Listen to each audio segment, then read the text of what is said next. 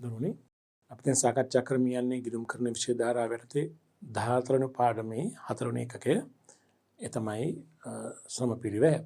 අපි පසුගිය එකකයේ තුලින් අධ්‍යයනය කළා ශ්‍රම පිරිවැය සම්බන්ධයෙන් විශේෂයෙන්ම ශ්‍රම කාලය වාර්තා කරන ආකාරයන් පිළිබඳ අධ්‍යයනය, පිනිසිටි කාලය වාර්තා කිරීම හා ක්‍රියාකාරී කාලය වාර්තා කිරීම සම්බන්ධව ඊට අදාළ පත්‍රික හඳුනා ගැනීම. අද අපි මේ එකකයේ තුලින් කතා කරන ශ්‍රම පිරිවැය යටතේ මෙන්න මේ පරිච්ඡේදයන් කාල පදනම හා නිමැවුම් පදනම මත වැටුප් ගණනය කිරීම. ශ්‍රම පිරිවැය ගණනය කිරීම කියලා කිව්වත් නිවැරදි. සේවකයන්ගේ වැටුප් ගණනය කිරීම. ඒ යටතේ වැටුප් ගෙවීමේ ක්‍රම අපි හඳුනා ගන්නවා. කාල පදනම හා නිමැවුම් පදනම මත වැටුප් ගෙවන ආකාරය හඳුනා ගන්නවා. අතිකාල දීමනා කියන්නේ මොකක්ද කියලා හඳුනා ගන්නවා. අතිකාල දීමනා ගණනය කරන ආකාරය හඳුනා ගැනීමක් කරනවා. පැහැදිලි නේද? හොඳයි. එතකොට වැටුප් ගණනය කිරීම යටතේ වැටුප් ගෙවීමේ ක්‍රම දෙක කාල පදනම අනුව සහ නිමැවුම් පදනම අනුව වැටුප් ගෙවීම සිදු කරනවා කියලා මම කලිනුත් කිව්වා. ශ්‍රමිකින්ට වැටුප් ගෙවීම කළ හැකි වැඩ කළ කාලය පදනම් කරගෙන මෙතන නිම කළ ඒකක සංඛ්‍යාව පදනම් කරගෙන. කාල පදනම නිමැවුම් පදනම අතිකාල දීමනා එයට අපි කතා කරනවා පැහැදිලි කර ගැනීම සහ ගණනය කරන ආකාරය. හොඳයි. වැටුප් ගෙවීමේ ක්‍රම මම කලින් කිව්වා සේවකයන් කැප කරන ශ්‍රමයට භාණ්ඩා සේවා නිෂ්පාදනය වෙනුවෙන් සේවකයන් කැප කරන ශ්‍රමයට ඔවුන්ට ගෙවීම් කළ යුතුයි. මේ ගෙවීම සිදු කළ හැකි ප්‍රධාන ආකාර දෙකක් අපි හඳුනා ගන්නවා පවතිනවා. එකක් අපි කියනවා කාල වැටුප් ක්‍රමය, අනෙක අපි කියනවා කෑලි වැටුප් ක්‍රමය. කාල පදනම නිමැවුම් පදනම කියලා කෙටියෙන් කියන්න පුළුවන්. මොකද්ද කාල පදනම කියලා කියන්නේ? ළමයි කාල පදනම කියන්නේ සේවකයා යම්කිසි කාර්යයක් සඳහා වැය කළ කාලය පදනම් කරගෙන එම ශ්‍රමිකයාට වැටුප් ගෙවනවා නම් ඒක අපි කියනවා කාල පදනම කියලා. ඒත් මෙතින්දී වැටුප් ගෙවීම සඳහා පාදක කරගන්නේ කරුණු දෙකක් තියෙනවා. එකක් තමයි සේවකයා ගත කළ කාලය. දවසකට වැඩ කළ පැය ගණන. ඒ අනුව සතියකට වැඩ කළ පැය ගණන. ඒ අනුව මාසයකට වැඩ කළ පැය ගණන. ආයතනයේ කොටිම ගොත් පෙනී සිටි කාලය. නැත්නම් ගත කළ කාලය ආයතනය තුල. ඒ වගේම ඒ සේවකයාගේ වැටුප ගණනය කිරීම සඳහා ඊළඟට පදනම් වෙනවා වැටුප් අනුපාතිකය. ඒ කියන්නේ සේවකයාට පැයකට ගෙවන වැටුප් අනුපාතිකය. උතර මේ අනුව මෙතින් සේවකයා සේවයේ යෙදී සිටි කාලය පදනම් කරගෙන වැටුප් ගෙවීම කාල පදනම ලෙස හඳුන්වනවා. මේ කාල වැටුප් වශයෙන් අපි හඳුන්වනවා. කාල වැටුප් කියන්නේ මේකම තමයි. කාල වැටුප ගණනය කරන්න මෙන්න මේ ආකාරයට වැටුප සමානයි ගත කළ කාලය නැත්නම් වැඩ කළ පැය ගණන වැඩ කිරීම වැටුප් අනුපාතික. මෙහෙම කියන්නත් මේ පුළුවන්. වැටුප සමානයි වැඩ කළ පැය ගණන වැඩ කිරීම පැයක වැටුප. හරිද? අපි තුමු එක්තරා සේවකයෙක් දවසකට පැය 10ක් වැඩ කරලා තියෙනවා කියලා හිතන්නකෝ. පැයකට දෙනවා රුපියල් 200ක්. එහෙනම් එයාගේ වැටුප අපි කියන රුපියල් කීයද? 2000යි. හරි සරලයි. හරිම සරලයි. සේවකයාට සේවා ආයෝජකයාට දෙදෙනාට මේක හඳුනා ගන්න පහසුයි. වැටුප ගණනය කරන්න පාදක කරගන්නේ සේවකයා වැඩ කළ පැය ගණන. හරි නේද? වැඩ කළ පැය ගණන වැඩි කරනවා පැයක වැටුප අනුපාතිකයෙන්. වෙන උත්තරය අපි කියන මොකද්ද? වැටුප. කාල වැටුප. හරි නේද? හොඳයි. ඊළඟට කාල වැටුප් ක්‍රමයේ තියෙන වාසි වගේම ආවාසි තියෙනවා. මේ හැම වැටුප් ක්‍රමයකම තියෙනවා යම් යම් වාසි, ඒ වගේම ආවාසි. කාල වැටුප් ක්‍රමයේ තියෙන වාසි කීපයක් අපි හඳුනාගමු. එක අවබෝධ කර ගැනීම මෙන්ම ක්‍රියාත්මක කිරීම පහසුයි. මම කියවනේ කාල වැටුප් ක්‍රමය අවබෝධ කරගන්න පහසුයි සේවකයාට ඒ වගේම සේවා ආයෝජකයාට. සේවකයාට දන්නවා තමන්ගේ වැටුපේ හැටි. පැය ගාන බැලුව වැඩ කළා, පැයක වැටුප වැඩ කළාම වැටුප හැදෙන ආකාරය එයාත් දන්නවා. සේවා ආයෝජකයාත් දන්නවා වැටුප ගණනය කරන්න හරිම පහසුයි. අවබෝධ කරගන්න ගණනය කිරීමත් පහසුයි, අවබෝධ කරගන්නත් පහසුයි. ඒක වාසියක්. නේද? එක තමයි අවබෝධ කරගන්න පහසු වීම, දෙක වැටුප් ප්‍රමාණය ගණනය කිරීම පහසු වීම. මේ දෙකම අපි කියුණානේ. අවබෝධ කරගන්නත් පහසුයි, ඒ වගේම ගණනය කරන්නත් පහසුයි. තුන සේවකයන් නිශ්චිත වැටුපක් ලැබීම. දැන් මේ කාල වැටුප් ක්‍රමයේදී සේවකයා ඉටු කළ කාර්යය ගැන නෙමෙයි බලන්නේ. එයා ගත කළ කාලය. අතර යන නිශ්චිත වැටුපක් තියෙනවා. දවස් පැය 8ක් හිටියනම් වැටුප හම්බ වෙනවා. ඒතර සේවකයා පැත්තෙන් ඒක වාසිදායකයි. සේවකයා නිශ්චිත වැටුපක් අතර තියෙනවා. නිෂ්පාදිතයේ ගුණත්වය ඉහළ නංවා ගන්න පුළුවන්. දැන් මේ ක්‍රමයේදී තමයි මතක තියාගන්න සේවකයාට අපි ගෙවන්නේ කාලය පදනම් කරගෙන. ඒත් සේවකයාට පුළුවන් ඒ කාර්යය බොහොම ගුණත්වයෙන් යුතුව කරන්න පුළුවන්. එයා කාර්යය නෙමෙයි බලන්නේ. එයා නිමම් කළ ඒකක සංඛ්‍යා නෙමෙයි බලන්නේ. එයා ගත ඒ වෙනුවෙන් ගත කළ කාලය. ඒතර ඉඳ හොඳට විශේෂම සියුම් වැඩවලදී ගත කරන කාලය අනුව ගෙවන එක ඉතාමත් ප්‍රයෝජනවත්. මොකද සේවකයාට බොහොම වැඩි වේලාවක් අරගෙන ඒ අවශ්‍ය වේලාව අරගෙන ඉහළ ගුණත්වයෙන් යුතුව මේ කාර්ය කරන්න පුළුවන්. විශේෂයෙන්ම භාණ්ඩයේ ගුණත්වය ඉහළ නංවා ගන්න අවශ්‍ය තැන්වලදී අනිවාර්යයෙන්ම කෑලි වැටුප් ක්‍රමයට සාපේක්ෂව කාල වැටුප් ක්‍රමය හොඳයි කියලා කියනවා. මොකද ගුණත්වයේ ඉහළ මට්ටමකින් පවත්වා ගන්න පුළුවන්කමක් තියෙන නිසා. මේ වගේ වාසි මේ කාල වැටුප් ක්‍රමයෙන් හඳුනා ගන්න පුළුවන්. සේවකයාට තියෙන වාසිය වගේම ආයතනයේ පැත්තෙන් තිබෙන වාසිය. හැබැයි මේ ක්‍රමයේ අවාසිත් තියෙනවා. කාල වැටුප් ක්‍රමයේ තියෙන අවාසිය.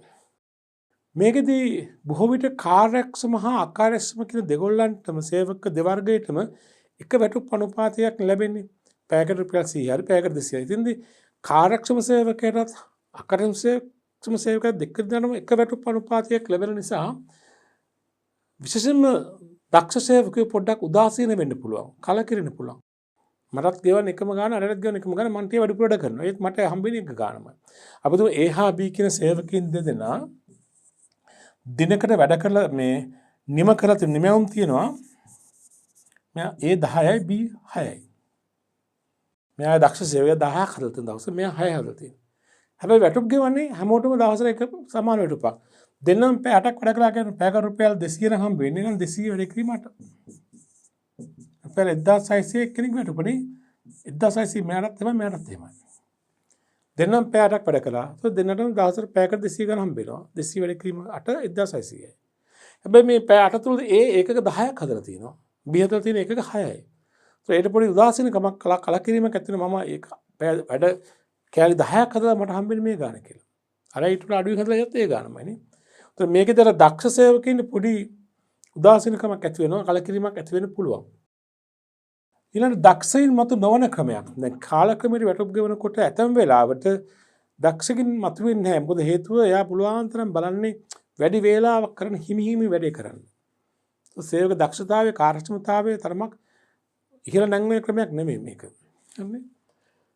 වැඩ කරන කාලයෙන් වැඩ නතර වුණත් ගෙවීම සිදු කිරීම සිදුවීම. මේ ක්‍රමයේ තියෙන අනෙක් අවාසිය තමයි මොකක් හරි හේතුවක් නිසා වැඩ නතර වුණා කියන්නේ ඒත් වැටුප් ගෙවන්න වෙනවා. මොකද ගත කළ කාලෙට අයිතුනේ වැටුප්.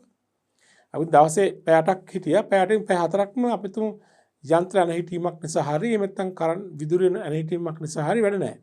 ඒත් පැය 8ම ගෙවන්න වෙනවනේ. දැන් කෑලි ක්‍රමයේදී මේ නිම කරන කෑලි සංඛ්‍යාව වර්ණ ගෙවන්නේ. ඒත් කෑලි ක්‍රමයට සාපේක්ෂව මේකේ අවාසියක් තමයි වැඩ නතර වුණත් වැටුප් ගෙවන්න සිද්ධ වෙනවා. ඒත් මේ වගේ අවාසිදායක තත්ත්වලුත් තියෙනවා. ඒ උනත් හුඟක් රටවල් හුඟක් ආයතන කාලවටුප් ක්‍රමයේ යම් සේවකින් සඳහා යොදා ගන්නවා. යම් අන් සඳහා යොදා ගන්නවා. විශේෂයෙන්ම කාර්යාල සේවකින් සඳහා යොදා ගන්න ප්‍රධාන වශයෙන්ම කාලවටුප් ක්‍රමය. කර්මල් සේවකින් සඳහා බොහෝ විට කෑලි වැටුප් ක්‍රම ගන්න අවස්ථා තියෙනවා. දෙක නිමවුම් පදනම මත වැටුප් ගෙවීම. දැන් කෑලි වැටුප් ක්‍රමය. මේකෙදි වෙන්නේ සේවකයාට වැටුප් ගෙවන්නේ සේවකයා විසින් නිපදවන ඒකක සංඛ්‍යාව පදනම් කරගෙන. එතෙන්දී කල්ැතු දැනුම් දෙනවා ඒකකයකට ගෙවන වැටුප. දෙපාර්ශ්ව එකඟ වෙනවා. අපි එක කෑල්ලකට මෙච්චරක් ගෙවනවා. හරිද? ඒකකයකට ගෙවන වැටුප කලින්ම තීරණය කරනවා. කලින්ම එකඟ වෙනවා. ඒ අනුව නිපදවන ඒකක සංඛ්‍යාව මත වැටුප් ගෙවීම කරන්නේ. මේ බලන්න. සේවකයා නිපදවන ලද නිමවුම් ප්‍රමාණය පදනම් කරගෙන වැටුප් ගෙවීම නිමවුම් පදනම් වේ. මේ කෑලි වැටුප් ක්‍රමයේ ලෙසද හඳුන්වයි. නිමවුම් පදනම මත වැටුප් ගෙවීමේදී වැටුප ගණනය කරන මේ ආකාරයට වැටුප සමානයි නිපදවන ලද ඒකක ප්‍රමාණය වැඩි කිරීම ඒකකයක වැටුප.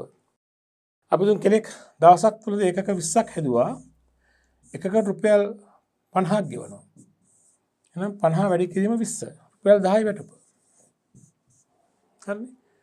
ඒතර මේ ක්‍රමයට වැටුප් ගෙවුවාම නිපදවන ඒකක සංඛ්‍යාව ඒකකයක වැටුප වැඩි කරාම එයාගේ දිනක ඒකක සංඛ්‍යාව ඒකකයක වැටුප වැඩි කරාම දිනක වැටුප එනවා. සතියක ඒකක සංඛ්‍යාව ඒකකයක වැටුප වැඩි කරාම සතියක වැටුප එනවා. මාසයක ඒකක සංඛ්‍යාව ඒකකයක වැටුප අනුපාතය වැඩි කරාම මාසික වැටුප එනවා. කොහොමද වැටුප ගණනය කිරීම සඳහා පාදක කරගන්නේ නිපදවන ලද ඒකක සංඛ්‍යාව හා එක ඒකකයක් සඳහා ගෙවන වැටුප නේද? මේ ක්‍රමෙත් වාසිය අවශ්‍ය තියෙනවා.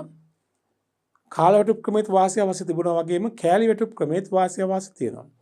කෑලි වැටුප් ක්‍රමයේ තියෙන වාසි මොනවාද? එකක් තමයි නිමවුම් ඒකක සංඛ්‍යාව වැඩි වීම. දැන් මේ ක්‍රමයේදී සේවකයාට වැටුප් ගෙවන්න නිම කරන ඒකක සංඛ්‍යාව නිසා සේවක උනන්දුව ගොඩක් වැඩි. සේවකයා උනන්දුවෙන් වැඩ කරනවා. උනන්දුවෙන් වැඩ කිරීමේ ප්‍රතිඵලය මොකද්ද? නිම කරන ඒකක සංඛ්‍යාව වැඩි වෙනවා.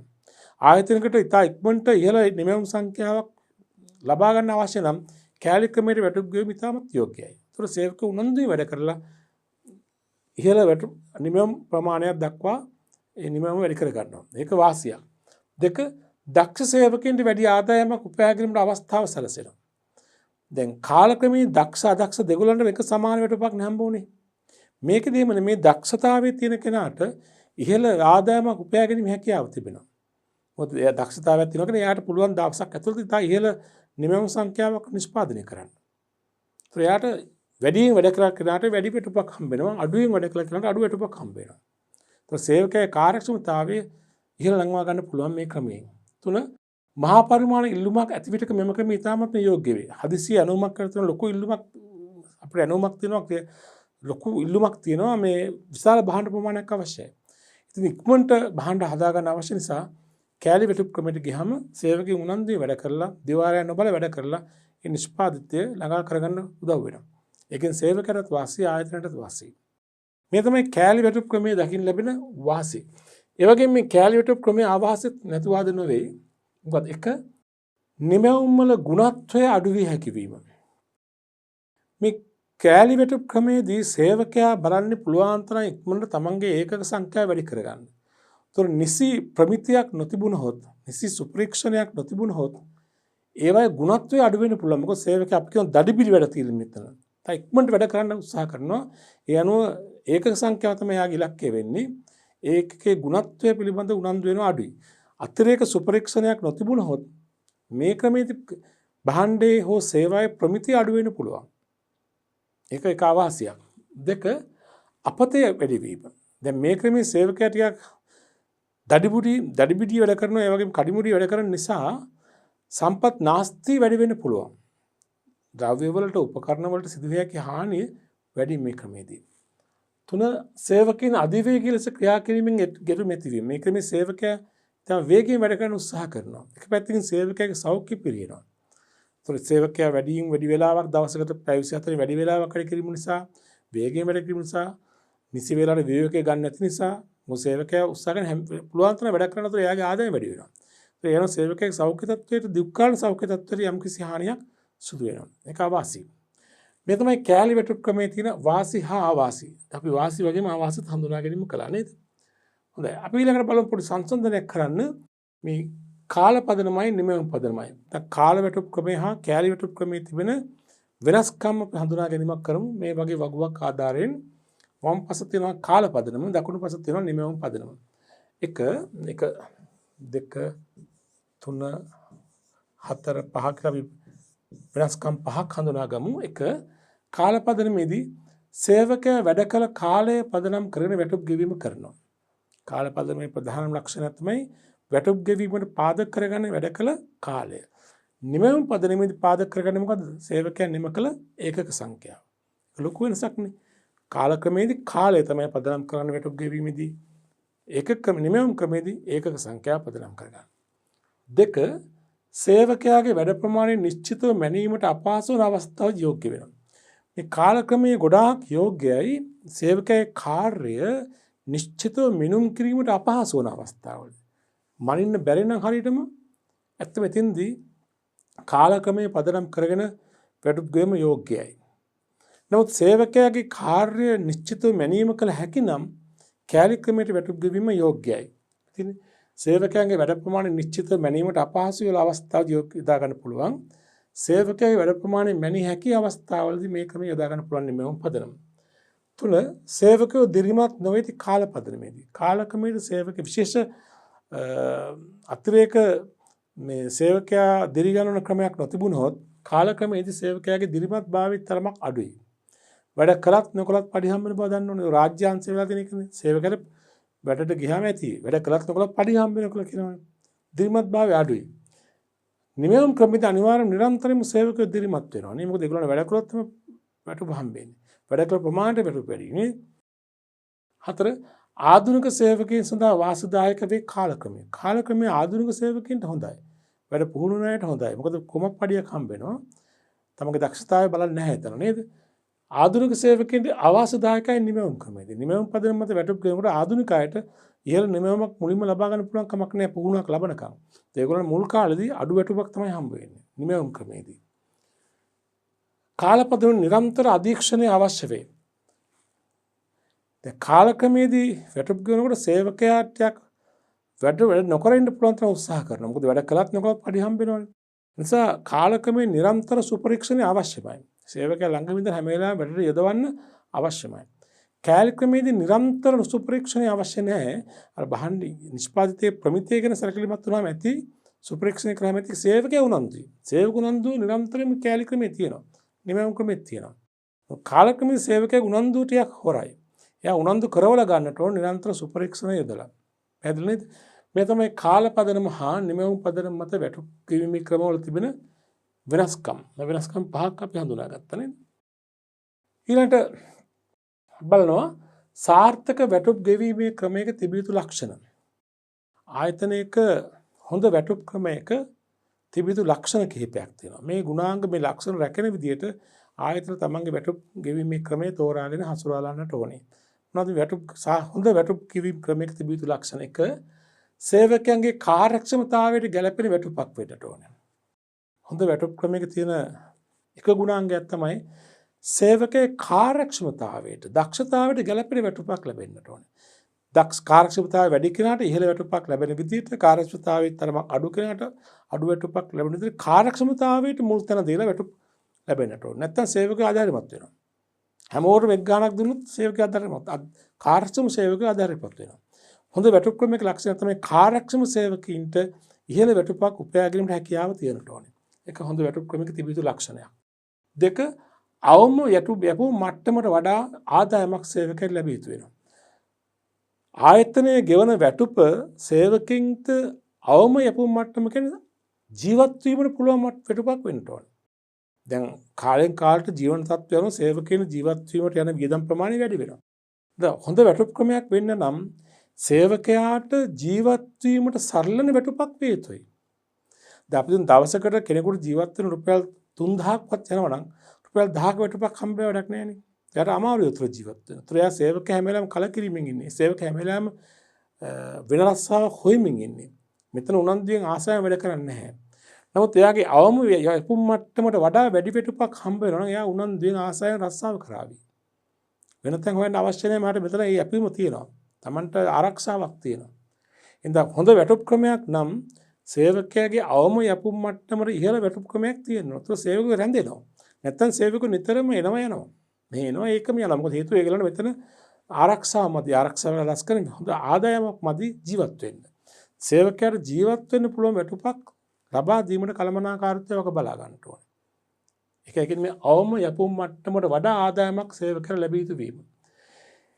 හොඳ වැටුප් ක්‍රමයක තියෙන තව ලක්ෂණයක් තමයි වැටුප සේවකයාට පහසුවෙන් තේරුම් ගන්න පුළුවන් වෙන්න ඕනේ. වැටුප අප්‍රංශයක් නොවෙන්න ඕනේ. සේවකයාගේ මාසික වැටුප හැදු ගණනය කළ ආකාරයට පැහැදිලිව පේන්න තියෙන්න ඕනේ. අවබෝධ කරගන්න පුළුවන් වෙන්න ඕනේ. එක එක සූත්‍ර දාලා එක එක ආකාරයෙන් සේවකයාට අප්‍රංශයක් වන ආකාරයට වැටුප ගණනය කළොත් සේවකයා කලකිරෙනවා. මෙයාට තේරෙන්නේ නැහැ මේ වැටුප ගණනය කළ ආකාරය. සේවකයාට පහසුවෙන් අවබෝධ කළ හැකි වන ආකාරයට වැටුප් ක්‍රමයක් තිබිය යුතුයි.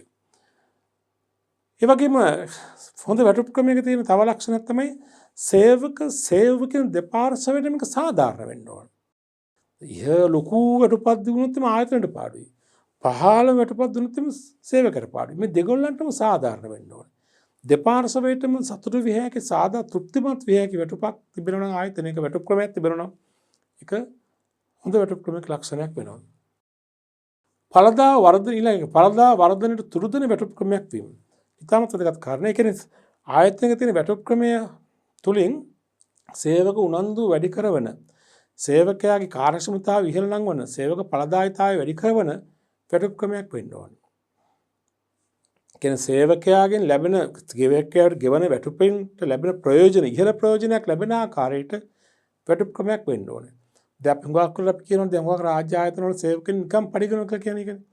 ඒ කියන්නේ ගෙවන වැටුපට සරලන සේවාවක් ඒ සේවකේ කරලා නැහැ. ඒ වුණාම ආයතනය පැත්තෙන් පාඩුයි. හොඳ වැටුප් ක්‍රමයක් කියන්නේ සේවකයාට යම්කිසි ගෙවීමක් කරනවා නම් ඊට වඩා වැඩි ප්‍රතිලාභයක් ආයතනයට ලැබෙන්නට ඕනේ. මොකද ආයතනයේ අනිත් දේවල් රැකගන්නත් එපා, අනිත් දේවල් පවත්වා ගන්නත් ඕනේ. හොඳ වැටුප් ක්‍රමයක් නම් සේවක ඵලදායීත්වය වැඩි වන ආකාරයට වැටුප් ක්‍රමය තියෙන්න ඕනේ.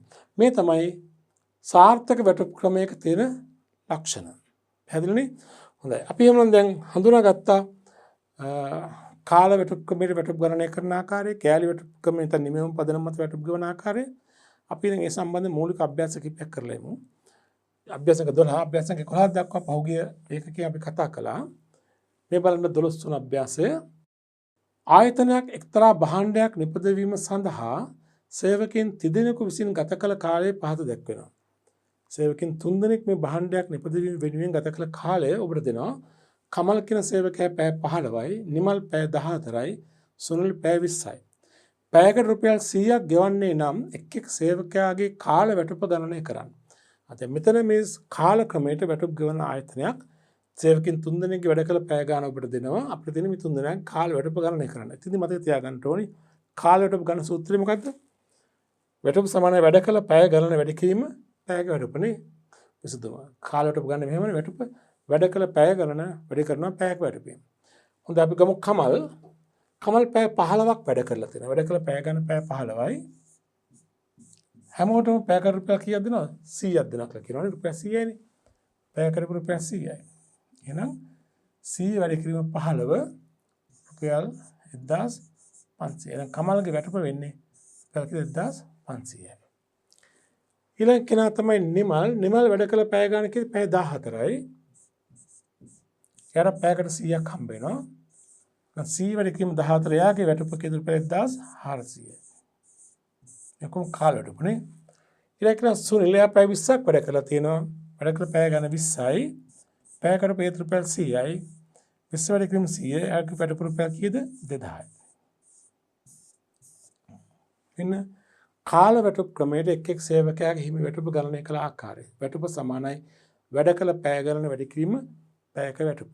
පැහැදිලි නේද? හොඳයි. අභ්‍යාසක 13 බලන්න. එක් දිනකදී සේවකයන් 3 දෙනෙකු නිපද වූ භාණ්ඩ ඒකක ප්‍රමාණය පහත සඳහන් වන අතර ඒකකයක රුපියල් 25ක් ගෙවනවා. මෙතන මේ නිමැවුම් ඒකක මත වැටුප් ගෙවන ආයතනයක් සේවකින්ට එක කෑල්ලකට රුපියල් 25ක් ගෙවනවා. මෙන්න සේවකයා විසින් නිපද වූ ඒකක ප්‍රමාණය. නිමල් ඒකක 60ක්, කමල් ඒකක 54ක්, අමල් ඒකක 63ක්. එක් ශ්‍රමිකයා ඉපදු දිනක වැටුප හා ආයතනයේ මුළු ශ්‍රම පිරිවැය ගණනය කරන්න. එක දිනක වැටුප ආයතනයේ මුළු ශ්‍රම පිරිවැය දිනක. සේවකින් 3 දෙනාගේ වැටුපයි මුළු ශ්‍රම පිරිවැය නේද? දිනක වැටුප ගණනය කරන්නේ කොහොමද මෙතෙන්දී? නිමෙවුම් ඒකක මතනේ වැටුප කියවනේ නේද? ඒකකයක නිපද වූ ඒකක සංඛ්‍යාව වැඩි කරනවා මොකෙන්ද? ඒකකයක වැටුපෙන් නේද? වැටුප සමාන නිමෙවුම් ඒකක වැඩි කිරීම ඒකකයක වැටුප. ඒතකොට අපි නිමල්ගේ බලන්න ඕනේ, කමල්ගේ බලන්න ඕනේ, අමල්ගේ බලන්න අවසානයේ 3 දෙනාගේ මුළු ශ්‍රමය බලන්න ඕනේ නේද? හොඳයි. නිමෙවුම් ඒකක සංඛ්‍යාව නිමල්. නිමල් කීයක් හදලාද? 60ක්. එක ඒකකයකට කීයක් ගෙවනද? රුපියල් 25යි නේ. 60 වැඩි කිරීම 25 සමානයි රුපියල් මම ඉස්සරහින් දාන එකතු කරන්න පහසු වෙන්න 60 වැඩි කරන්න 25න්. ඒ උත්තරේ වෙන්නේ 60 වැඩි කිරීම 25 නේද? උත්තරේ රුපියල් 1500යි. ඊට පස්සේ කමල් ඒක 54ක් වැඩ කරලා මේ හදලා තියෙනවා. එක රුපියල් 25ක් දෙනවා. එහෙනම් බලමු කමල්ගේ වැටුප කීයද කියලා.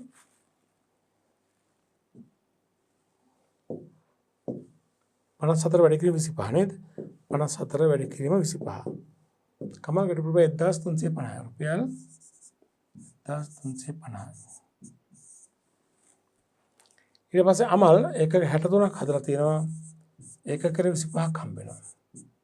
તો බලන්න අමල්ගේ වැටුප කීයද කියලා? 63 වැඩි කිරීම 25 නේද? 63 වැඩි කිරීම 25.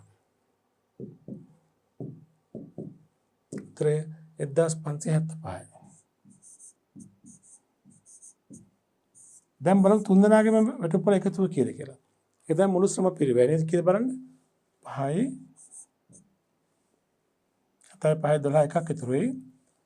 6යි 9යි 5යි 14 එකක් ඉතුරුයි. 2යි 3යි 4යි රුපියල් 4425යි. මේක අපි කියන මුළු ශ්‍රම පිරිවැය නේද? මෙහෙම ලියමු.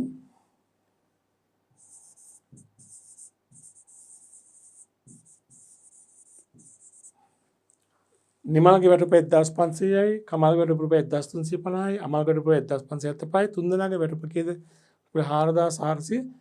අපි අහලා තින්නේ එක් එක් සේවකයාගේ නිමවුම් මත ගෙවන වැටුපයි මුළු ශ්‍රම පිරිවැය. පැහැදිලි නේද? හොඳයි ළමයි අපි දැන් කාලක්‍රමයට සහ නිමවුම් මේකක පදනම මත වැටුප ගණනය කරන ආකාරය පිළිබඳව අපි අධ්‍යයනය කළා.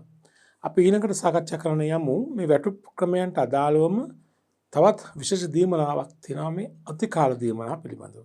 අපි ඒක ගැන අධ්‍යයනයක් කරමු. අතිකාල දීමනා. අපි OT කියලා කියන ඕවර් ටයිම් ඇලවන්සස් කියන එක. කෙටියෙන් භාවිතී තියෙන වචන තමයි OT කියන. මොකද මේ අතිකාල දීමනාවක් කියන්නේ? ළමයි සේවකයෙකුට සේවා ස්ථානය තුළ සාමාන්‍යයෙන් දවසකට වැඩ කළ යුතු පැය ගණනක් තියෙනවා. සාමාන්‍ය ශ්‍රී ලංකාව තුළ නම් අපි කියන්නේ පැය 8 රාජකාරී කියලා. ඒ කියන්නේ දවසකට පැය 8ක් සේවකයෙක් වැඩ කළ යුතුයි. සතියකට දවස් 5 වැඩ කරන්න ඕනි. පැය 40ක් සමහරක් අය තුළ සෙන්සුරාදා වරුවක් වැඩ කරන්න ඕනි. එයාගේ සාමාන්‍ය වැඩ කළ යුතු කාලය තියෙනවා. ඒක සේවකයා හා සේවා යෝජකයා අතර ඇති කරගන්න ගිවිසුමක්. සේවකයාට පත්වීම ලබා දෙනකොට ඒ පත්වීම ලිපිය තුළ තියෙනවා දවසකට මෙච්චර පැය ගණනක් වැඩ කරන්න ඕනි, සතියකට මෙන්න මේ දවස් මෙච්චර පැය ගණනක් වැඩ කරන්න ඕනි කියලා. හරි, කෙසේ නමුත් සේවකයාට දවසකට වැඩ කළ යුතු පැය ගණනක් තියෙනවානේ. නමුත් සමහරක් අවස්ථාවලදී ආයතනයේ අවශ්‍යතාවය මත වැඩ කළ යුතු පැය ගණන ඉක්මවා සේවකයන්ට වැඩ කිරීමට සිදු වෙනවා. සමහරවිට දවසකට පැය 8ක් වුණාට දවසකට පැය 10ක් 12ක් වැඩ කරන්න සිදු වෙන අවස්ථා තියෙනවා. සෙනසුරාදා හා ඉරිදා නොඅඩු වුණාට සමහර වැඩ කරන්න සිදු වේවි. උතර මෙතෙන්දී සේවකයෙකුට සාමාන්‍යයෙන් වැඩ කළ යුතු කාලයෙන් බැහැරව අමතර කාලයක් සේවකයා ආයතනය වෙනුවෙන් වැඩ කරනවා නම් අන්නේ අතිරේක කාලය වෙනුවෙන් සේවකයා වැඩ කිරීම නිසා ඒ වෙනුවෙන් කරන දීමනාව අපි කියනවා අතිකාල දීමනාව කියලා. OT ඕවර් ටයිම් ඇලවන්සස් කියන එක. මෙතෙන්දී විශේෂත්වයක් තියෙනවා කම්කරු නීති රීති අනුව සේවකයෙකු සාමාන්‍යයෙන් වැඩ කරන කාලයට ගෙවන වැටුප් අනුපාතයට වඩා ඉහළ වැටුප් අනුපාතයක් අනිවාර්යයෙන්ම ගෙවිය යුතුයි අතිකාල වැඩ සඳහා. සාමාන්‍ය පැයකට ගෙවන රුපියල් 100ක් නම් අතිකාල පැයකට 100ක් නොවේ. ඊට වැඩි වේ යුතුයි. සාමාන්‍යයෙන් ඒ වගේ එකමාරක් ඇතම් විට දෙගුණයක් වෙන අවස්ථාවක් තියෙනවා. සමහරක් ආයතන සතිය දවස්වල වැඩ කළොත් එකමාරක් ගෙවනවා පැයකට වැඩිපුර අතිකාල පැයකට. සති අන්තයේ හෝ විශේෂ නිවාඩු දවස්වල වැඩ කළොත් ඒ වගේ දෙගුණයක් වෙන අවස්ථාවක් තියෙනවා. කෙසේ නමුත් මේ අතිකාල පැය සඳහා ගෙවන දීමනාව තමයි අපි කියන්නේ මොකද්ද? අතිකාල දීමනාව. මේ බලන්න. අතිකාල දීමනා යනු තමාට නියමිත කාලයට අමතරව වැඩ කරන අතිරේක කාලය වෙනුවෙන් කරන ගෙවීම වේ. මේ සඳහා සාමාන්‍ය වැටුප් අනුපාතිකයකට වඩා ඉහළ අනුපාතයක් සාමාන්‍යයෙන් ගෙවනු ලැබේ. මේ අනුව අතිකාල දීමනා පහ සඳහා පරිදි ගණනය කරනවා. අතිකාල දීමනා ගණනය කරන හරිය පහසුයි. අතිකාල පැය ගණන වැඩි කරනවා අතිකාල පැයක වැටුපෙන්. අපි තුන් කෙනෙක් සේවකෙක් අතිකාල පැය 10ක් වැඩ කරලා තියෙනවා. අතිකාල පැයකට රුපියල් 150ක් හම්බ වෙනවා. එහෙනම් පැයකට 150යි පැය 10යි එහෙනම් පැය 1500 අතිකාල දීමනාව. අතිකාල පැයක වැටුප අතිකාල පැය ගණන වැඩි කරනවා අතිකාල පැයක වැටුප් ප්‍රමාණය වැටුප් අනුපාතය. ඒතර අතිකාල දීමනාව වෙනවා. පැහැදිලි නේද? හොඳයි. අභ්‍යාසක 14 බලන්න. සරත් දිනකට වැඩ කළ යුතු සාමාන්‍ය පැය ගණන පැය 8කි. පැයක වැටුප් අනුපාතය රුපියල් 200කි. අතිකාල පැයක වැටුප රුපියල් 300කි. සරත් පැය 12ක් වැඩ කළේ නම් එක මූලික වැටුප ගණනය කරන්න අතිකාල දීමනාව ගණනය කරන්න. අන්න දැන් මූලික වැටුප ආව නේද? මූලික වැටුප කියන ළමයි සේවකයාට හිමි දීමනා ගැළපීම් කරන්න පෙර වැටුප. අතිකාල දීමනා හෝ වෙනත් දීමනා තිබුණා ඒවා එකතු කරන්න කලින් වැටුප අපි කියන මූලික වැටුප කියලා. තව විදිහකින් කිව්වොත් සේවකයාගේ සාමාන්‍ය වැඩ කළ යුතු පැය ගණනින් හිමි වෙන වැටුප තමයි මූලික වැටුප කියන්නේ. දැන් සේවකයා දවසකට නම් දවසක මූලික වැටුප කියන්නේ දැන් දවසේ පැය 8ක් වැඩ කරන දෙනවා පැය 8ට ගෙවන වැටුප. 8න් එහාට වැඩ කළොත් ඒව අතිකාල දීමනා. සේවකයා සාමාන්‍ය වැඩ කළ යුතු පැය ගාන සඳහා ගෙවිය යුතු ගෙවන වැටුප තමයි මොකද්ද? මූලික වැටුප. ඒක විශේෂත්වය තමයි ඒකට කිසිම දීමනාවක් එකතු වෙලා නැහැ. මූලික වැටුපට තමයි දීමනාව එකතු කරන්න ඕනේ. අතිකාල දීමන හා අනිකුත් දීමනා. ඒකතු කළාම එන සම්පූර්ණ වැටුප අපි කියන දල වැටුප කියලා. පස්සේ අපි හිඟරි ගමු. මූලික වැටුප කියන්නේ සේවකයා වැඩ කළ පැය ගාන මතම නෙමෙයි. දැන් මෙතන ගත්තොත් එimhe සේවකයා පැය 12ක් වැඩ කළා තියෙනවනේ. ඒ පැය 12ට මේ වැටුප නෙමෙයි. සාමාන්‍ය වැඩ කළ පැය ගාන 8යිනේ. එහෙනම් පැය 8 වැටුප තමයි මූලික වැටුප කියන්නේ. පැය අමතර පැය 4ට ගෙවන වැටුප අතිකාල දීමනාව. ඒතර පැය 12ට හිමි වැටුප අපි කියනවා දල වැටුප කියලා පස්සේ. ඒතර මූලික වැටුප ගණනය කරන්නේ කොහොමද අපි? වැඩ කළ යුතු සාමාන්‍ය පැය ගණන. මෙතන සාමාන්‍ය පැය ගණන වැඩි කිරීම පැයක වැටුප. දැන් සරත්ගේ විස්තරය ගත්තොත් සරත් දවසකට පැය කීයක් වැඩ කරනවද? 8ක්. පැයකට ගෙවනවා 200ක්. අතිකාල පැයකට 300ක් දෙනවා. සරත් පැය 12ක් වැඩ කරලා තියෙනවා. ඒත් පැය 12ක් වැඩ කරා නම් මේකෙන් 8ක් සාමාන්‍යනේ. 4ක් අතිකාල. සාමාන්‍ය පැය 8යි අතිකාල පැය 4යි නේ. පැය 12න් පැය 8ක් සාමාන්‍ය පැය මූලික වැටුපට අයිති වෙනවා. පැය 4ක් අතිකාල පැය වලට අයිති වෙන්නේ. එතන මෙයාගේ වැටුප ගණන් කර මුලින්ම අහන්නේ මූලික වැටුපනේ. ඒත් මූලික වැටුප ගණන් බලන්න මෙහෙමයි. මූලික වැටුප එන්නේ පැය 8යිනේ. පැය 8යි පැයකට කීයක් දෙනවද? 200ක් නේ. එහෙනම් සරත්ගේ මූලික වැටුප වෙනවා 8 වැඩි කිරීම 200 රුපියල් 1600 නේ. පැයකට රුපියල් 200 ගන්න පැය 8යි මූලික වැටුප. ඊට පස්සේ යනවා සරත්ගේ අතිකාල දීමනාව. අතිකාල දීමනාව ගන්න අතිකාල පැය ගණන වැඩි කරනවා අතිකාල පැයක වැටුපින්. මෙතන ඔබ දැක්ක අතිකාල පැයකදී ඔක්කොම පැය 12ක් වැඩ කරනවා. එකෙන් පැය 8ක් මූලික පැය 4ක් කියන අතිකාල නේද? අතිකාල පැයකට කීයක් කමද රුපියල් 300. ඒ කියන්නේ සාමාන්‍ය පැයකට ගෙවන ගාන වගේ එකමාරක් නේද? හරි. එහෙනම් අතිකාල රුපියල් මෙහෙම එන්නේ. අතිකාල පැය ගණන 4යි. වැඩි කිරීම අතිකාල පැයකට රුපියල් කීයද? 300යි. නේද? එතකොට 4 වැඩි කිරීම 300 රුපියල් 1200යි. તો මෙයාගේ දවසේ ඉපීම ගත්තොත් කීයද? 1600 1200යි රුපියල් 2800ක් වෙන මෙයාගේ ඉපීම. ඒක අපි කියනවා දල වැටුප කියලා. දවසේ ඉපීම. හරි නේද? ඒක තුළ ඉපීම තුළ තියෙනවා එයාගේ මූලික වැටුපයි අතිකාල දීමනාවයි. හරි නේද? දැන් මුළු ඉපීම ගත්තොත් එහෙම මූලික වැටුප රුපියල් 1600යි අතිකාල දීමනාව රුපියල් 1200යි. ඒතර මුළු ඉපීම කියන්නේ මේ දෙක එකතුව. 2800 කියන පැය 12ක්ම වැඩ කිරීම තුලින් එයාගේ ඉපීම earnings තියෙන රුපියල් 2800ක්. පැහැදිලි නේද? හොඳයි. මොනවම තමයි අතිකාල ගණනය කිරීම කරන්නේ. ඊට පස්සේ අපි දැන් කතා කර දෙන්නේ මූලික වැටුප. යම් සේවකයෙකු සේවයේ නිරත වන සාමාන්‍ය වැඩ කරන කාලයට අදාළව හිමි වන වැටුප මූලික වැටුප. කලම් බලන්න කොහොමද අපි ඉස්සෙල්ලා කිව්වේ? සාමාන්‍ය වැඩ කරන පැය ගාන වැඩ කරනවා පැය වැටුප අනුපාතය නේද? හරි. ඊළඟ දල වැටුප. දල වැටුප කියන්නේ මූලික වැටුප හා දීමනාවල එකතුවයි. සේවකයාගේ සම්පූර්ණ ඉපීම. මූලික වැටුප හා අනෙකුත් සියලු දීමනාවල එකතුව අපි කියන මොකද්ද? දල වැටුප. ඉතින් මූලික වැටුප හා දීමනාවල එකතුවයි නම් සේවකගේ මුළු ඉපීම වේ. මුළු ඉපීම. මූලික වැටුපට අතිකාල දීමන හා අනෙකුත් දීමනා සියල්ලගේම එකතුවයි. එන උදාහරණ දක්වලා දෙනවා මෙහෙම.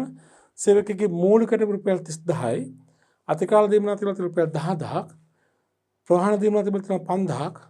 සෞඛ්‍ය දීමනා තිබුණා තියෙනවා 5000ක්. එනම් දල වැටුප කියන්නේ මේ ඔක්කොම එකතුව කීයද? රුපියල් 50000යි. පැහැදිලිද? දල වැටුප. ඒතර මූලික වැටුප දල වැටුප අතර වෙනස මොකද්ද? දීමනානේ. මූලික වැටුප 30000යි. දල වැටුප 50000යි. මේ දෙකේ වෙනස මේ දෙකනේ දීමනා. හරි නේද? හොඳයි.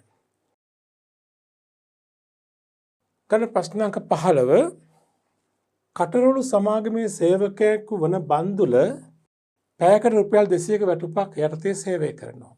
පැයකට වැටුප මේ කාල වැටුප. සාමාන්‍යයෙන් දිනකට පැය 8ක් හා සතියකට දින 5ක් වැඩ කරන්නට ඕනේ. දවසකට පැයට ගානේ සතියකට දින 5ක් වැඩ කරන්න ඕනේ. අතිකාල පැයක් සඳහා සාමාන්‍ය පැයක් මෙන් දෙගුණයක් ගෙවනවා. අතිකාල පැයකට සාමාන්‍ය පැයකට වගේ දෙගුණයක් ගෙවනවා. ඒ කියන්නේ සාමාන්‍ය පැයකට 200යිනේ. අතිකාල පැයකට රුපියල් 400ක් ගෙවනවා කියලා කියනවා නේද? බන්දුල සතියක් තුළ පැය 45ක් වැඩ කරලා තියෙනවා. සාමාන්‍ය වැඩ කරන පැය ගාන කීයද? 8 වරක් 5 40යි. 45ක් වැඩ කළා කියන්නේ අතිකාල පැයක් තියෙනවා 5ක් නේද? අවශ්‍ය වන්නේ බන්දුලගේ සතියක මූලික වැටුප අතිකාල දීමනාව හා දල වැටුප ගණනය කරන්න. මේ තොරතුරු ආධාරයෙන් බන්දුල කියන සේවකයාගේ සතියක මූලික වැටුප, සතියක අතිකාල දීමනාව, සතියේ දල වැටුප. හොඳයි ගණනය කරමු අපි. හරි නේද? તો මූලික වැටුප ගන්නේ සාමාන්‍ය පැය ගණන වැඩි කිරීම පැයක වැටුප නේද? તો බන්දුලගේ සාමාන්‍ය පැය ගණන ගමු. දැන් සාමාන්‍යයෙන් යා දවසකට පැය 8ක් වැඩ කරන්න ඕනේ නේද? දවස් කීයක් වැඩ කරලා තියෙනවා සාමාන්‍ය දින 5ක් නේද? එතනම් සාමාන්‍ය පැය කියන්නේ 8 වැඩි කිරීම 5. සාමාන්‍ය වැඩ කළොත් පැය ගණන් කීයද? පැය 40යි නේද? හරි. එතනම් මූලික වැටුප ගණන් බලන්න මේ පැය 40ට.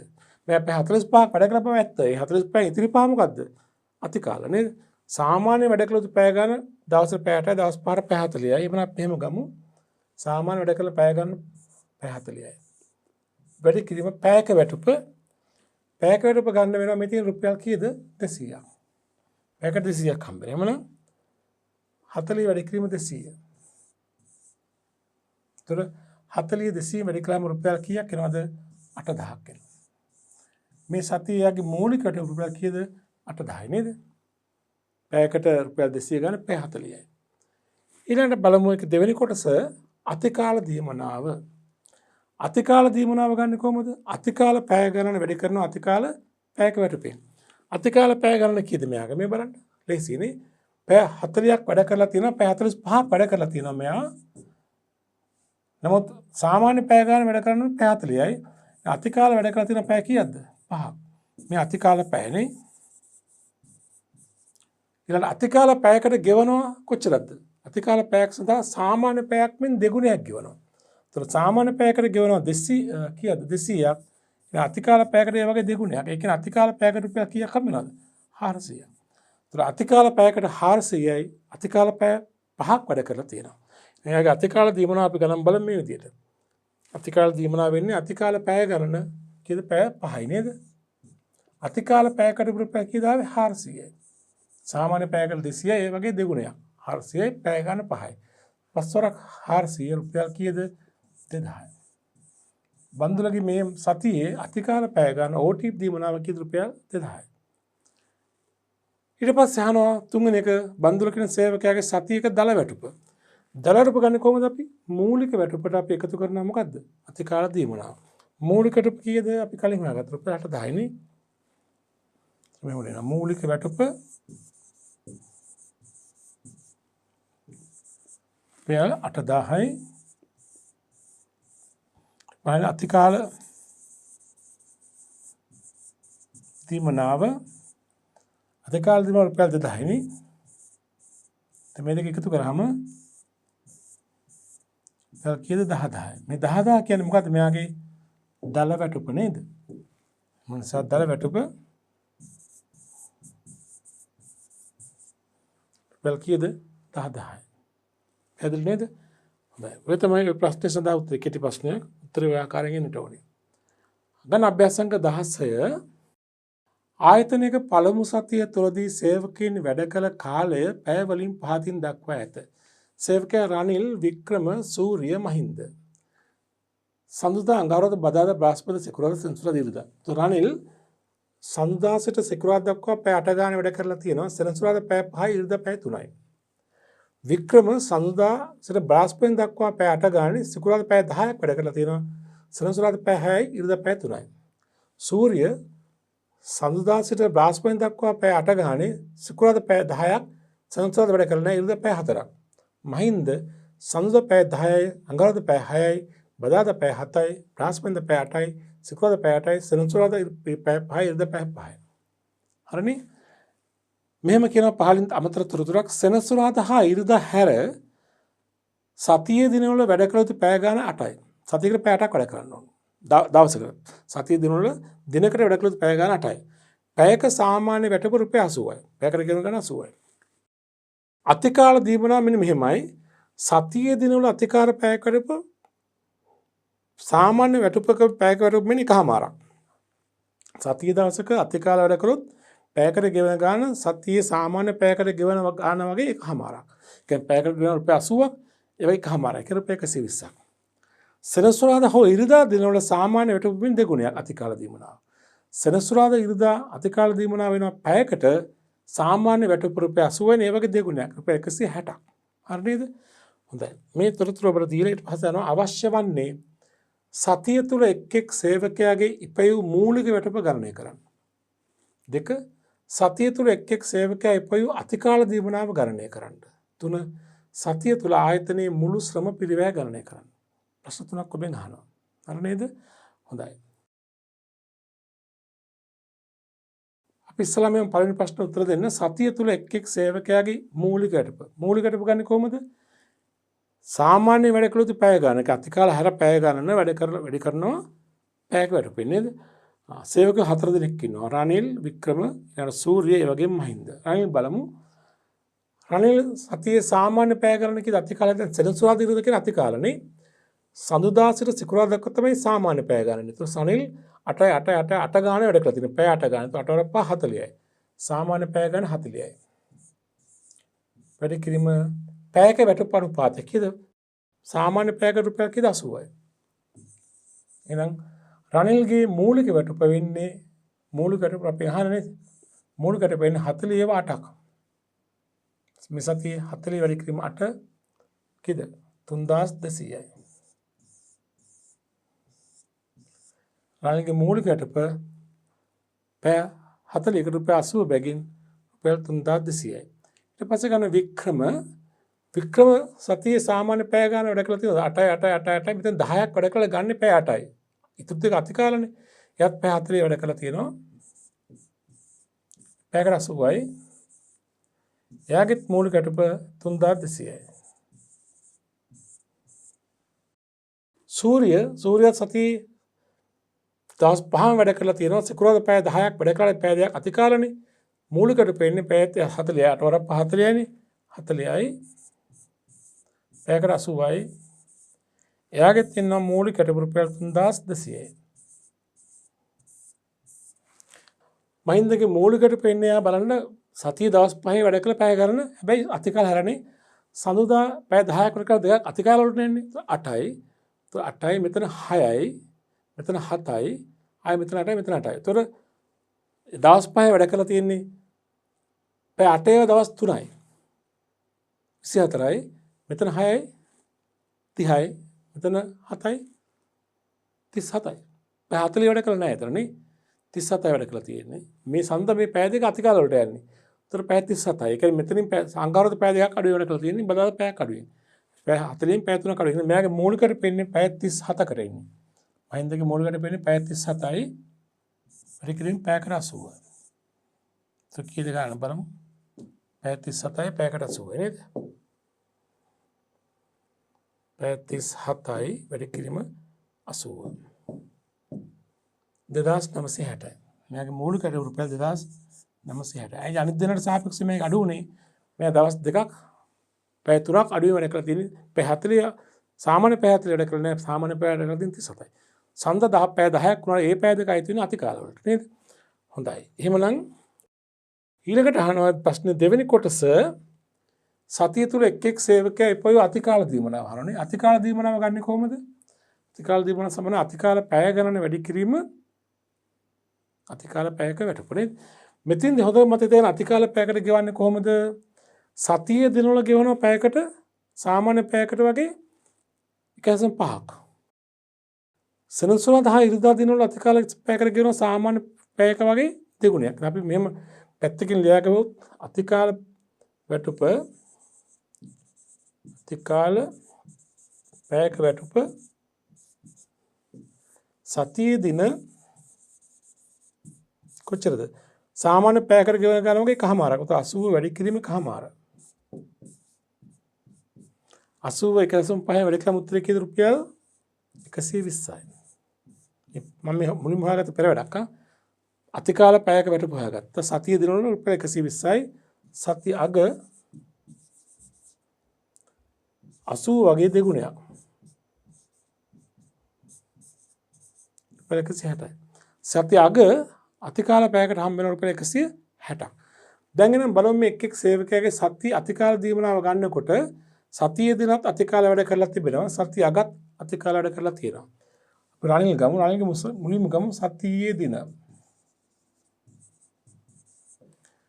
සතියේ දිනවල රනිල්ට බලන්න තියනවාද කියලා අතිකාල නැහැ නේද? සතියේ දින අතිකාල නැත. මේක ගන්නවා. ඊළඟට සතිය අන්ත නැත්නම් සතිය අග. සතිය අග රනිල්ගේ අතිකාල පැය කීයද? සෙනසුරාදා පැය 5යි ඉරිදා පැය 3යි. පැය 5යි 3යි පැය 8යි. તો අතිකාල පැය ගන්න 8යි. අතිකාල පැයකට හම් වෙනවා සතියේ අගනේ. රුපියල් 160ක්. එතකොට 8 වැඩි කිරීම 160. පැය 8ක් රනිල් වැඩ කරලා තියෙන අතිකාල පැයකට 160ක් හම්බ වෙනවා නේද?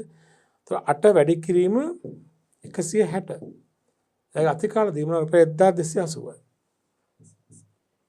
රුපියල් 1280යි. හැදෙන්නේ නේද? රනිල් සතියේ දිනවල අතිකාල කරලා නැහැ. සතිය අග තිබෙනවා. පැය 8ක් සෙන්සුරාදා 6 ඉරිදා දෙකේම පැයකට 160 රුපියල් 1280යි. අපි යමු ඊළඟ වික්‍රම. වික්‍රම වැඩ කරලා තියෙනවා සතියේ දිනවල බලන්න අතිකාල පැය තියෙනවද කියලා. අපි ආයෙත් මෙහෙම ගමු සතියේ දින හා සතිය අග වෙන් කළ ගමු. සතියේ දින ඊළඟ සතිය අග. සතියේ දින වික්‍රම සඳුදා අඟහරුවාදා බදාදා සිකුරාදා වැඩ කරලා තියෙනවා මේ පැය 10ක්. તો අතිකාල පැය කීයක් කරලා තියෙනවද? පැය 2ක් නේ. 8යින් වැඩ කරන්න ඕනේ 10. 2යි. සතියේ දිනුනේ යාගේ තියෙන්නේ පැය 2ක් පමණයි. සිකුරාදා පැය 2ක විතරයි නේද? පැය 2ක් තියෙනවා. සතියේ දිනුවල අතිකාල දීමනා පැයකට කීයද මේ තියෙන්නේ? රුපියල් 120යි. රුපියල් 120 ගානේ 2ක්. රුපියල් කීයද? 240යි. ඒ සතියේ දිනවල. සතිය අග වික්‍රම බලන්න. වික්‍රම සතිය අග සෙනසුරාදා පැය 6ක් වැඩ කරලා තියෙනවා. ඉරිදා පැය 3යි. 6 3යි 9යි. පැය 9ක් වැඩ කරලා තියෙනවා. සතිය අග පැයකට කීයක් දෙනවද? 160ක් දෙනවා පැයකට. බලන්න 160 වැඩි කිරීම 9. කීයද බලන්න ගන්න? 160 වැඩි කිරීම 9. උත්තරේ 1440යි. එහෙමනම් වික්‍රමගේ සම්පූර්ණ අතිකාල දීමනාව සතිය දවස්වල 240යි සතියක 1440 ඔක්කොම එකතුව රුපියල් 1680ක්. වික්‍රම කියන කෙනාගේ සම්පූර්ණ අතිකාල දීමනාව සතිය අග හා සතිය දවස් දෙක කාල දෙකටම නේද? ඊට පස්සේ ගමු සූර්ය. සූර්යගේ තත් මේ වගේ වෙන් කරලා ගමු. සතියේ දින අනික සතිය අග.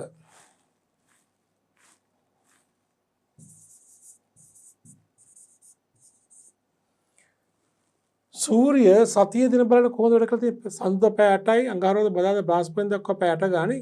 යත් සිකුරාදා පැය 10ක් වැඩ කරලා තියෙනවා. ඒ කියන්නේ පැය 2ක් වැඩ කරලා තියෙනවනේ.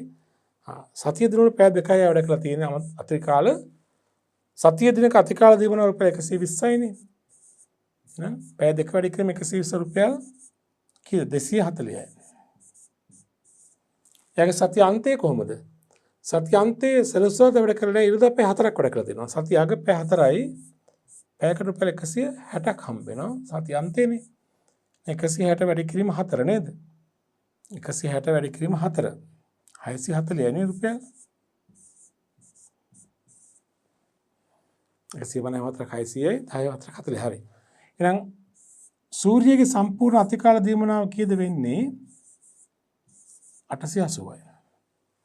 සම්පූර්ණ දීමනාව සතිය අන්තය හා සතියේ දිනවල නේද? ඊට පස්සේ මහින්දගේ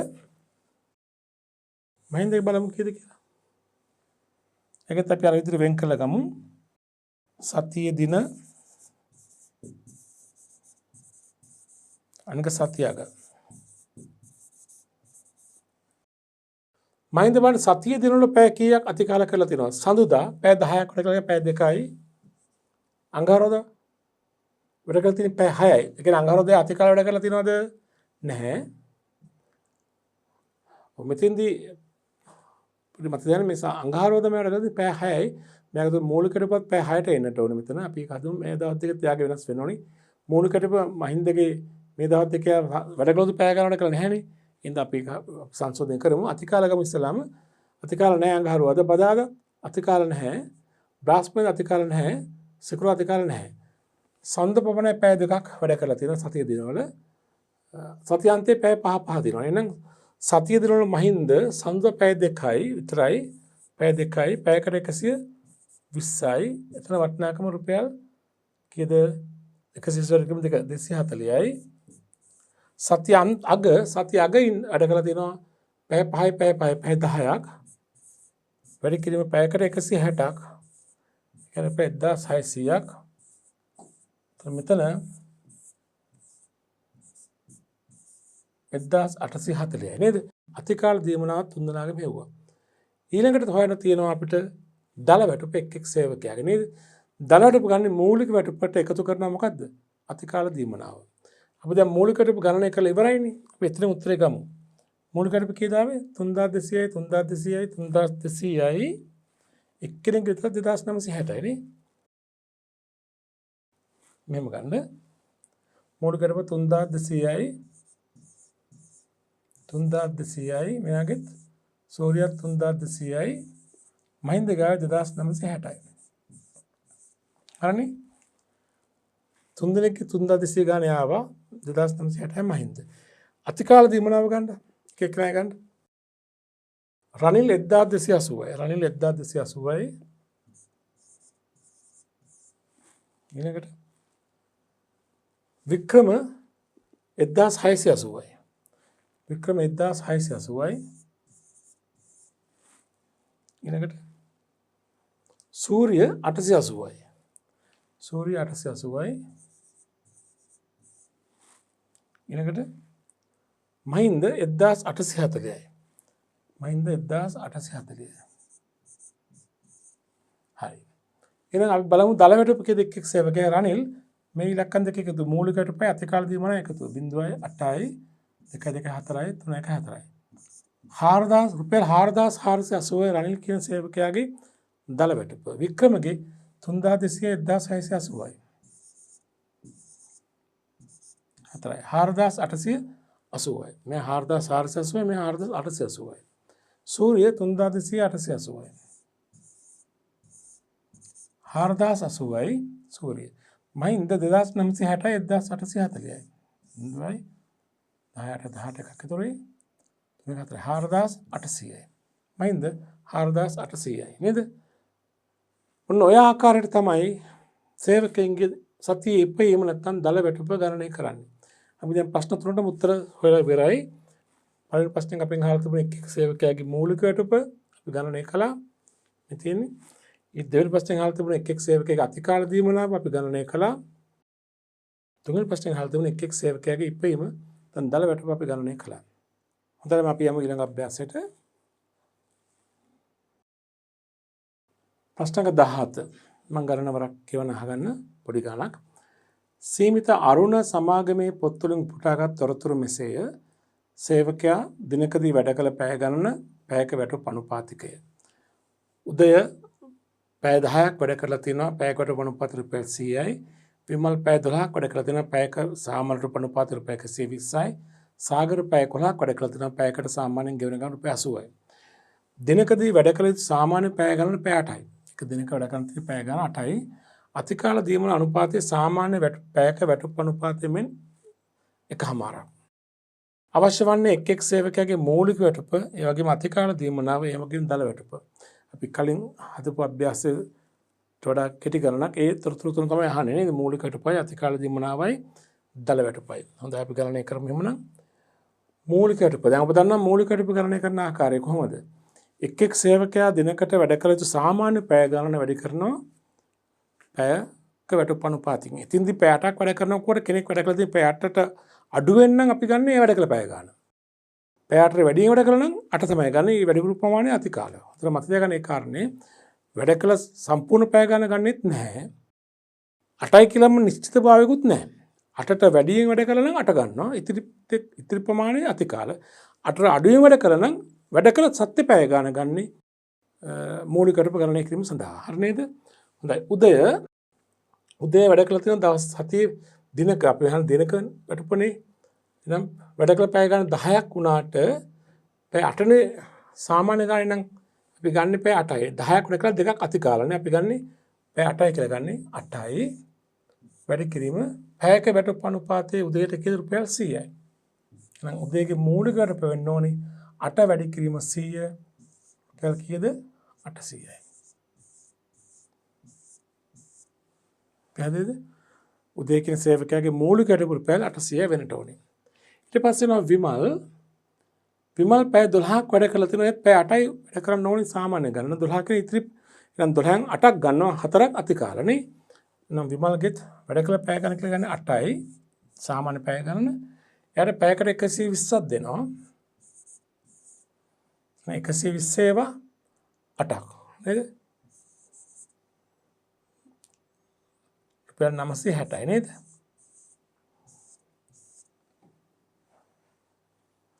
ක් තියෙනවා. සාගර ඒත් පැය 8ක් වැඩ කරන පැය 11ක් වැඩ කරලා තියෙනවා. ඉතින් ඒකෙත් ගන්න 8යි. සාමාන්‍ය පැය ගණන 8යි. අර පැයකට හැම රුපියල් 80යි. 80 වැඩි කිරීම 8. බලක 640යි නේද? හරිද? ඔය තමයි එක් සේවකයාගේ මූලික වැටුප. එක් සේවකයාගේ මූලික වැටුප නේද? ඊළඟට දෙවෙනි කොටසෙන් අපෙන් අහනවා අතිකාල දීමනාව. අතිකාල දීමනාව ගන්නේ කොහොමද? එක් සේවකයාගේ අතිකාල පැය ගණන වැඩි කරනවා එක් සේවකයාට හිමි අතිකාල පැයක වැටුපෙන්. දැන් මෙතින්දී එක් සේවකයාට ගෙවන පැයක වැටුප අනුපාතය එකිනෙකට වෙනස් නිසා අතිකාල පැයක වැටුපත් එක්කෙනාගේ වෙනස්. අපි ඒක පොඩ්ඩක් වෙනම ගණනය කරලා ඉමු. උතර ලේසි. තම අතිකාල පැයක වැටුප උදේ කියද සාමාන්‍ය පැයකට රුපියල් 100යිනේ. ඒ කියන්නේ කැල්සියම් 5යිනේ. සාමාන්‍ය පැය ගන්න වගේ කැල්සියම් 5ක් නේ. 100 නම් කැල්සියම් 5ක් කියන්නේ රුපියල් 150යිනේ. උදේගේ අතිකාල පැයක දීමන රුපියල් 150යි. විමල් එයාගේ සාමාන්‍ය පැයකට ගෙන රුපියල් 120ක් වැඩි කිරීම මේ වගේ කැල්සියම් 5ක්. කමාරක් නේ. 120ට 60ක් එකතු වෙනවා නේ. 180යි. 180යි විමල්ගේ අතිකාල පැයක වැටුප. සාගර සාමාන්‍ය පැයකට දෙන රුපියල් 80ක්. ඒ වගේ කමාරක්. 80කුයි තව භාගයක් 40ක්. 120යි නේද? ඔන්න එක් සේවකයාගේ අතිකාල පැයක වැටුප ප්‍රමාණය අපි හොයාගත්තා. දැන් අපි ගණන් බලමු එක් සේවකයාගේ සම්පූර්ණ අතිකාල දීමනාව. උදය අතිකාල දීමනාව වෙන්නේ අතිකාල පැය කිද උදේ. පැය 8යි වැඩ කරන්න ඕනේ පැය 10ක් වැඩ කළා. එහෙනම් පැය දෙකක් අතිකාල. දෙක වැඩි කිරීම අතිකාල පැයකට කීයද? 150යි. දෙක වැඩි කිරීම 150 රුපියල් කීයද? 300යි. උදේ කියන සේවකයාගේ අතිකාල දීමනාව පැයකට රුපියල් 150යි. පැය දෙකයි රුපියල් 300යි. ඊට පස්සේ විමල් පැය 8යි වැඩ කරන්න ඕනේ පැය 12ක් වැඩ කරලා ඉන්න අතිකාල පැය කීයද? 4යි.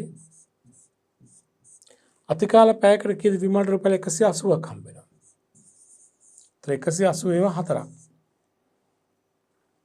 බලමු උත්තරේ කීයද? 180 වැඩි කිරීම 4 නේ. 180 වැඩි කිරීම 4.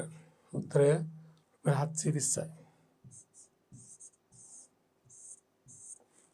ඊළඟට සාගර පැය 11ක් වැඩ කරලා තියෙනවා. පැය 8යි වැඩ කරන්න ඕනේ. ඒතර පැය 3ක් අතිකාල සාගරට ගෙවන පැයකට අතිකාල පැයකට රුපියල් 120ක්. તો 120 වැඩි කිරීම 3 නේද? 120 වැඩි කිරීම 3 රුපියල් 360ක් නේ. ඔන්න අපි එක් සේවකයාගේ අතිකාල දීමනාවත් හොයාගත්තා. මුලින්ම හොයාගත්තා එක් සේවකයාගේ මූලික වැටුප, දෙවන හොයාගත්තා අතිකාල දීමනාව. ඊට පස්සේ අහන ප්‍රශ්නේ තුන්වෙනි කොටස එක් සේවකයාගේ දල වැටුප ගණනය කරන්න. දල වැටුප ගණනය කරන්නේ කොහොමද? මූලික වැටුපට අපි එකතු කරනවා මොකක්ද? අතිකාල දීමනාව මේ අභ්‍යාසය නේද? මූලික වැටුපට දීමනාව එකතු වෙන්න එපා. මෙතන තියෙන අතිකාල දීමනාව විතරයි. උදය බලන්න මූලික වැටුප කීයද ආවේ? උදේගේ මූලික වැටුප රුපියල් 800යි. 800යි. අපි ගමු කෙනෙක් සේවකයෙක් වරම උදේගේ අතිකාල දීමනාව කීයද? උදේ අතිකාල දීමනාව 300යි. එන දල වැටුප කීයද? 1100යි. උදේ කියන සේවකයාගේ මූලික වැටුප 800යි, අතිකාල දීමනාව 300යි, දල වැටුප 1100යි. ඊට පස්සේ විමල්ගේ බලන්න මූලික වැටුප අපි හොයාගත්ත රුපියල් 960 60ක්. රුපියල් 960යි. විමල්ගේ අතිකාල දීමනාව කීයද බලන්න. අතිකාල දීමනාව පෙරගත්ත විමල්ගේ රුපියල් 720ක්. 720 ඒ අනුව විමල්ගේ දල වැටුප කීයද වෙන්නේ? 6.8යි 910 රුපියල් 1680ක් දල වැටුප නේද? ඊළඟට සාගරගේ බලන්න මූලික වැටුප කීයද ආවේ? රුපියල් 640යි නේද? 640යි. සාගරගේ කීයද අතිකාල දීමනාව ආවේ? රුපියල් 360ක්.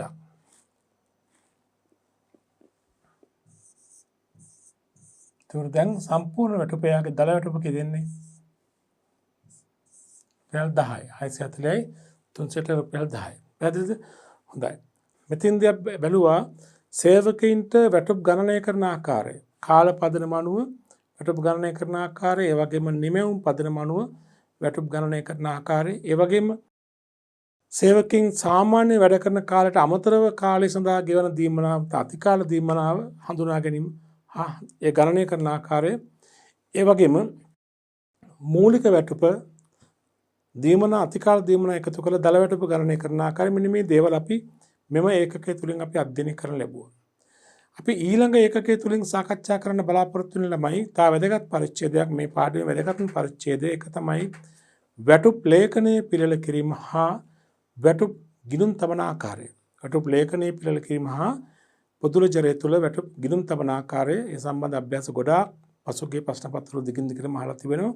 අපි එම පරිච්ඡේදය ඊළඟ ඒකකය තුලින් සාකච්ඡා කරමු.